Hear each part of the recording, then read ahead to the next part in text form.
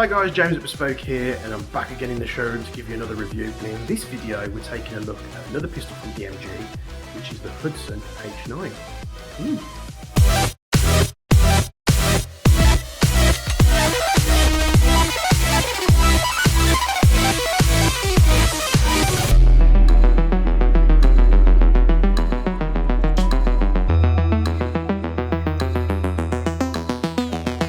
So yeah, a bit of an oddball pistol here.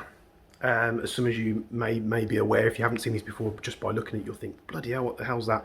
And I'm not going to try and say that I'm an expert in things firearms, because I'm not. So this pistol was actually made by a real firearms company in the US, from what I can gather.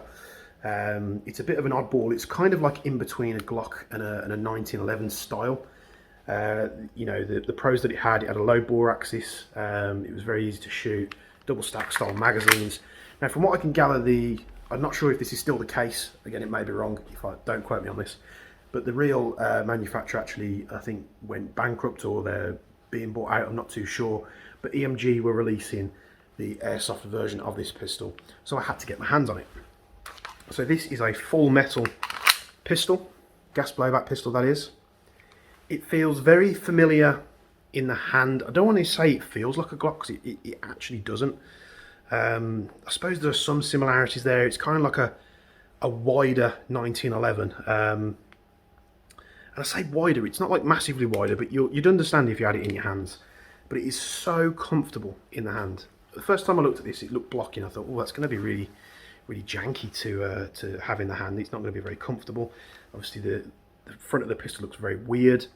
One thing I will say is if you put in like a flashlight or something on this, it might look a little bit strange because it's going to come down even further. But if you're not wanting to holster it, that might not be a problem. Again, the other thing, holstering it, with it being a sort of more unique pistol, I don't know what options you have there. But we've got a green gas magazine that it comes with. Obviously you see that red router on there because this pistol is predominantly going to be made by Armorworks/WE/EMG. But it's ambidextrous in terms of the slide release. It's got a trigger safety. I'm not sure if it looks like the mag release can be switched to either left or right hand side. So that's good for you lefties out there. I think they do come with an extra part in the box which you put on the side, which could be a safety. I'm not too sure, so don't quote me on that. The iron sights, you got a fibre optic front sight, which is a little bit darker compared to the green one that we saw in the last video, but still, you know, in fact, I wouldn't even say it's a fibre optic. I'd just say it's a bit of red plastic poked in the front of the sight there. But as you're looking through it, to be honest, it might as well not be there. What I would probably do if it was mine, I'd just dab that with a bit of like white paint or something that's quite bright so it's easier to see. So full metal pistol. I believe these panels on the side here are plastic. Obviously got the back strap here. I think both parts are metal. In fact, the bottom back strap part here I think is plastic, and then the beaver tail here is metal indeed. To take this down, it's a little bit different. Obviously cocked pistol. You push the button in from the right hand side, the lever pops out on the left hand side, and I think we angle it down and then it slides off. Obviously the spring guide is housed in the lower half. The trigger, the hammer unit assembly looks very similar to a Glock style pistol. Almost dropped the barrel there. Got a very unique looking barrel here. Similar system to other pistols that they do, with a bit more proprietary hop unit with this one.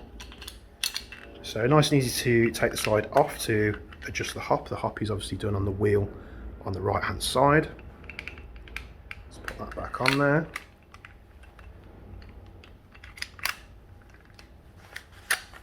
Slide it back, lock the slide, push the tab round, push it into position, and we're good to go. The trigger has a weird style, like two-stage safety on it. And then it feels very similar to a 1911. So we'll see what the trigger's like. It's the brake, reset, audible. Not so great on the feet. It's not like a positive click in terms of the feeling in your finger, but you can hear it. But in terms of the brake and the pull on the trigger, it's very short indeed. So enough waffling. I've picked the tan one just so it'd be easier for you to see on camera. Let's get this thing chronoed. I'm going to be using green gas, 0.2 gram BBs in the chrono, and then I'm going to be using the same green gas and 0.3 gram BBs in the accuracy test, and we'll be back on camera shortly after.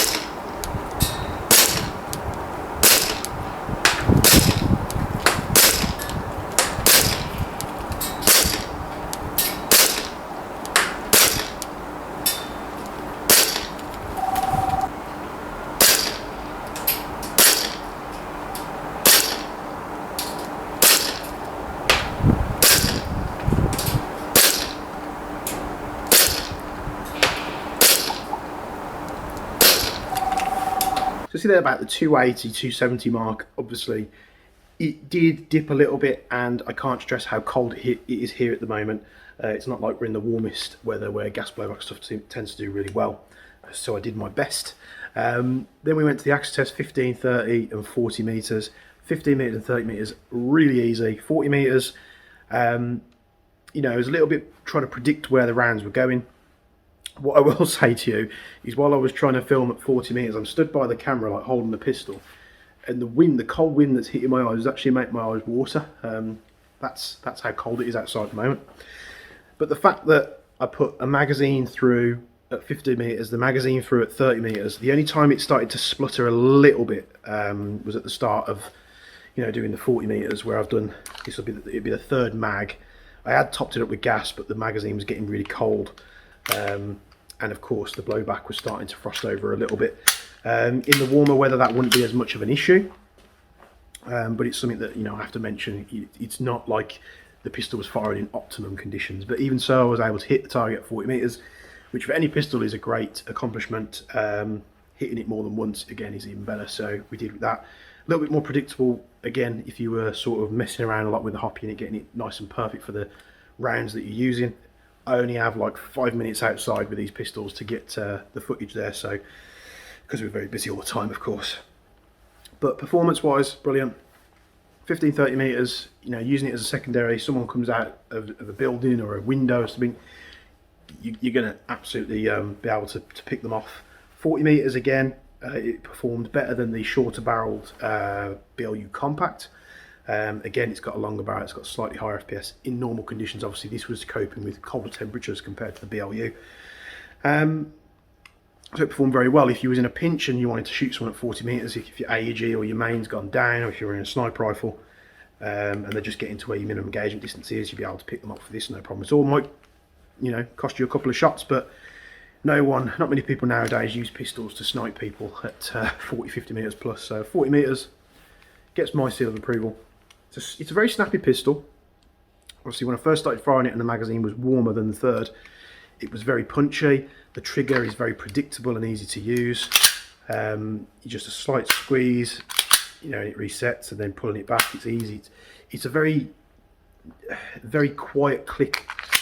It's a very subtle feeling on the trigger. What I'm trying to say is when it resets, but you do get the bit of a audible click. So it's nice and easy. The sights, again, shooting at 40 metres, I wasn't really using the sights. I was trying to gauge where the rounds were going. Some might be going here, there and everywhere, of course. You probably can't hear the wind at the camera, but the wind is obviously a little bit different. It's a bit of a wind tunnel down the side of the building. A little bit different down at 40 metres. So, and again, my eyes were streaming like I'd watch Marley and Me or something. But, you know, did my best and it performed valiantly. This is the Hudson H9 from EMG. These are on the website, available in black and tan. Thanks for tuning to this quick fire review, and we'll see you in the next video. Thank you.